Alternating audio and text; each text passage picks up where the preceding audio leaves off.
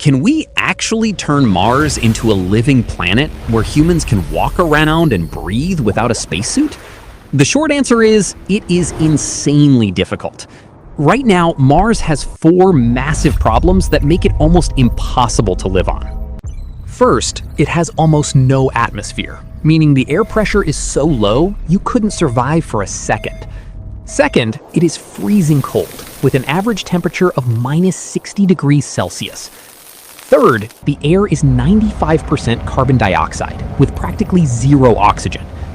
And fourth, Mars has no magnetic field, leaving its surface exposed to deadly cosmic radiation. So, can science actually fix all of this? Imagine standing on Mars without a spacesuit right now. The atmosphere is so thin that the air pressure is less than 1% of Earth's. Because of this extremely low pressure, the boiling point of liquids drops below your body temperature, causing your blood and bodily fluids to literally boil away in seconds.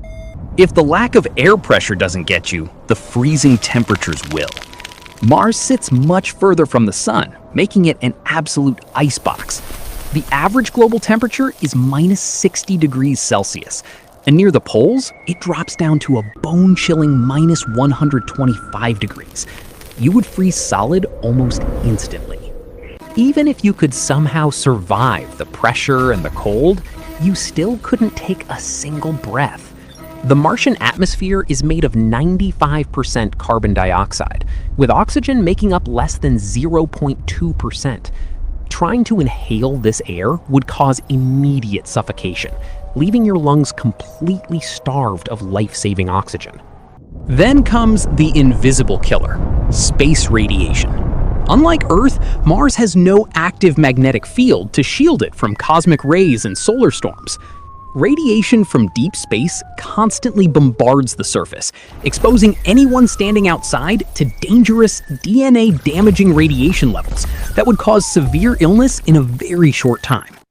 To make matters worse, even the dirt beneath your feet is toxic. The Martian soil is packed with poisonous chemicals called perchlorates that ruin any chance of growing normal crops. On top of that, massive dust storms can swallow the entire planet for months, blocking out the sunlight completely. All of these factors make present-day Mars one of the most hostile environments in the entire solar system. It is a natural death trap designed to destroy human life in every possible way. If we ever hope to call this planet home, we must find a way to fix all 4 of these massive problems, starting right now. To turn this frozen nightmare into a living world, we must tackle the temperature problem first. If we can warm up Mars by just a few degrees, a domino effect begins that changes everything. But how do you heat an entire planet sitting millions of kilometers away from the sun? One visionary idea is constructing massive space mirrors in orbit around Mars. These giant reflective sheets, made of ultra-thin aluminum, would span hundreds of kilometers across. They would act like giant magnifying glasses, reflecting raw sunlight directly onto the frozen polar ice caps. Another powerful method is building automated factories on the Martian surface. These machines would pump out super greenhouse gases, such as chlorofluorocarbons, straight into the air. These man-made gases are thousands of times more effective at trapping heat than ordinary carbon dioxide. As the giant mirrors and artificial gases heat the surface, the polar ice caps begin to vaporize. Billions of tons of frozen carbon dioxide locked in the ice melt directly into gas, rushing up into the sky and making the atmosphere much thicker. This triggers a runaway greenhouse effect, where the planet starts heating itself. More warmth melts more ice, which releases more carbon dioxide, trapping even more heat. Once this chain reaction gets rolling, planetary physics takes over and does the heavy lifting for us.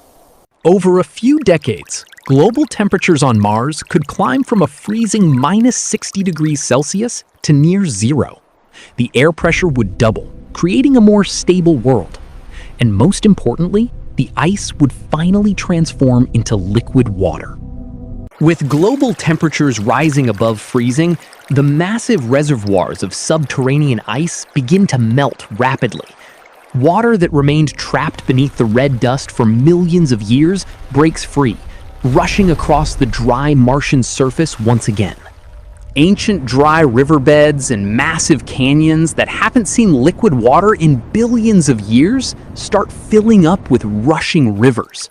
Torrential waterfalls cascade down the gargantuan cliffs of Valles Marineris, creating scenes never before witnessed by human eyes. As trillions of liters of liquid water pour into the northern lowlands, a vast northern ocean slowly takes shape. Smaller lakes and inland seas spread across cratered plains, permanently shifting the planet's landscape from red to a mixture of blue and brown. At the same time, the dramatically thicker atmosphere transforms the color of the Martian sky. The dusty pinkish haze fades away, replaced by a pale lavender that eventually deepens into a soft blue, making the alien world feel familiar. The increased air pressure prevents surface water from boiling off into space. Rain clouds gather for the first time in planetary history, triggering actual rainfall that washes away toxic dust storms and cleanses the newly formed atmosphere. Rivers are flowing, oceans are forming, and the freezing cold is finally gone. But despite having water and warmth, we are still far from done. The air is still entirely toxic, and attempting to breathe it would still kill you instantly. Now that Mars has liquid water and warmer temperatures, we face the next massive challenge: creating breathable oxygen. The atmosphere is still crammed with carbon dioxide, making the air entirely toxic to humans. To fix this, we need to bring in microscopic life forms called cyanobacteria. These genetically modified extremophiles thrive in harsh conditions, consuming carbon dioxide and pumping out fresh oxygen day and night. Billions of these engineered microbes would be seeded across the newly formed Martian oceans, lakes, and damp soils. As they multiply exponentially, they begin transforming the planetary chemistry from the ground up. Over time, hardy species of lichen and moss are introduced to break down the toxic perchlorates in the soil, slowly converting the dead red dust into rich, fertile ground capable of supporting plant life. Biology alone is too slow, so engineering must step in to accelerate the process. Thousands of massive, nuclear-powered oxygen extraction factories would be constructed all across the landscape. Based on early rover technology, like MOXIE, these industrial giants suck in carbon dioxide, strip away the carbon atoms through high-temperature electrolysis, and blast pure oxygen directly into the sky in massive, continuous streams. But breathing pure oxygen is extremely dangerous and highly flammable, meaning we cannot just fill the sky with it. Earth's air is actually 78% nitrogen, which acts as a safe buffer gas. To replicate this on Mars, we would need to mine nitrogen frozen beneath the surface, or transport it from icy moons, creating a balanced atmospheric mix that humans can safely inhale. As oxygen levels steadily rise and soil toxicity disappears, vast green forests of genetically altered evergreen trees begin to spread across the landscape. Fields of green stretch for thousands of kilometers along the borders of the new Martian ocean. The once completely lifeless red desert officially turns into a living, breathing green world, bursting with plant ecosystems. For the first time in human history, an astronaut could theoretically step outside, pull off their helmet, and take a deep breath of fresh air. It feels like a total triumph, and it seems like the terraforming project is finally complete. However, a silent, invisible threat is lurking high above the atmosphere, waiting to strip away everything we have just built. The hidden threat ruining this green dream is the lack of a planetary magnetic field. Billions of years ago, the molten iron core of Mars cooled down and froze solid, killing its internal dynamo. Without a spinning magnetic core, Mars lost its invisible protective shield forever. Without this protection, the sun blasts Mars with a relentless stream of radiation known as the solar wind. This solar wind acts like a cosmic blowtorch, slowly stripping away atmospheric gases into deep space and showering the surface with deadly radiation. If we do not fix this problem, the newly created atmosphere will simply be blown away over time.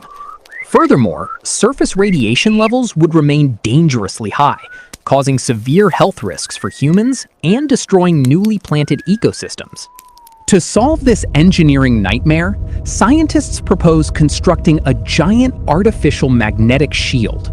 Positioned at the first Lagrange point between Mars and the Sun, a massive satellite would generate a powerful magnetic field using superconducting magnets. This space-based shield would create a protective magnetic shadow over the entire planet. It would effectively block solar storms, deflecting high-energy charged particles harmlessly around Mars and preventing the solar wind from stripping away our hard-earned atmosphere. With this artificial shield in place, Mars is finally fully protected from cosmic radiation and atmospheric erosion. The planet can now retain its warmth, water, and breathable air safely for generations.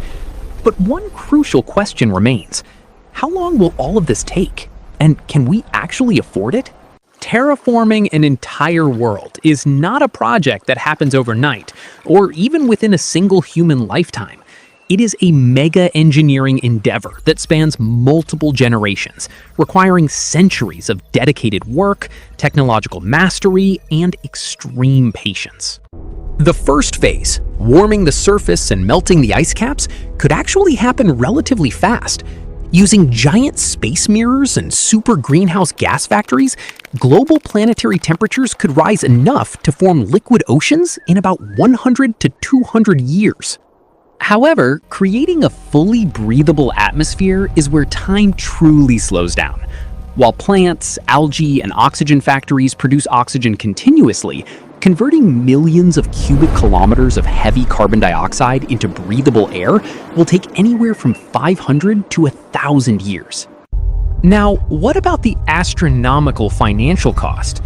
Building orbital mirrors, transporting atmospheric gases, and deploying millions of autonomous construction robots would cost tens of trillions of dollars, easily making it the most expensive project in human history. To afford this unimaginable price tag, humanity cannot rely on traditional earthbound money. Instead, we would need a thriving space economy driven by asteroid mining, harvesting raw metals directly from space to fuel automated, self-replicating robotic workforces. So, yes, terraforming Mars will take centuries of continuous effort and unfathomable wealth. But this brings us to the ultimate final question. Should we spend all these resources trying to build a new world, or should we focus on saving our own? Whether humanity should actually spend trillions of dollars turning Mars green, or focus entirely on fixing Earth, is not a question for us to answer today. It is an open philosophical debate that will likely divide scientists, politicians, and everyday people for generations to come.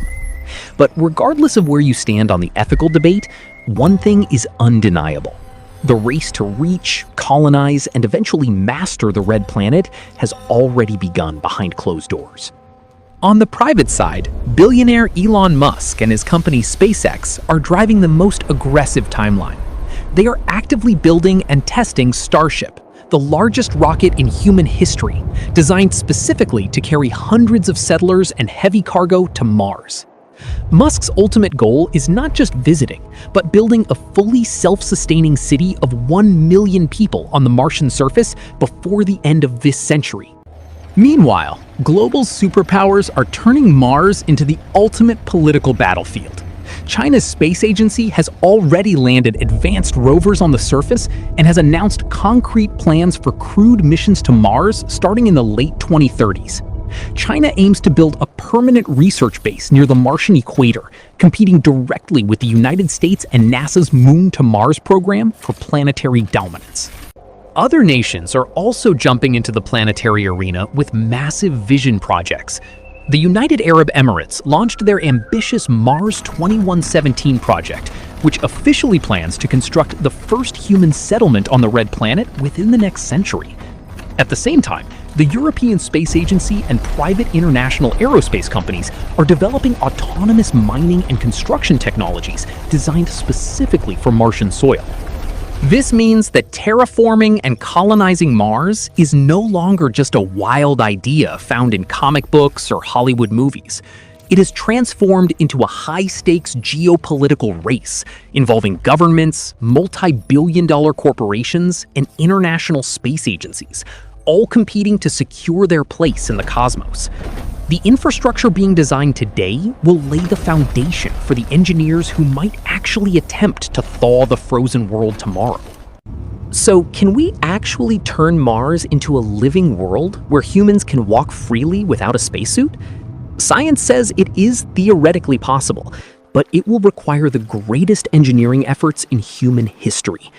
Whether we succeed or fail, the dream of transforming the red planet proves one undeniable truth. Humanity's journey beyond Earth has already begun, and there is no turning back. So, who will actually win this ultimate race to the red planet? Will Elon Musk's aggressive vision conquer Mars first? Or will a global superpower like China or NASA claim planetary supremacy? Or could Mars remain an unforgiving frozen wasteland that breaks human ambition once and for all? Share your thoughts in the comments below. Knowing you might never return, would you take that one-way ticket to Mars?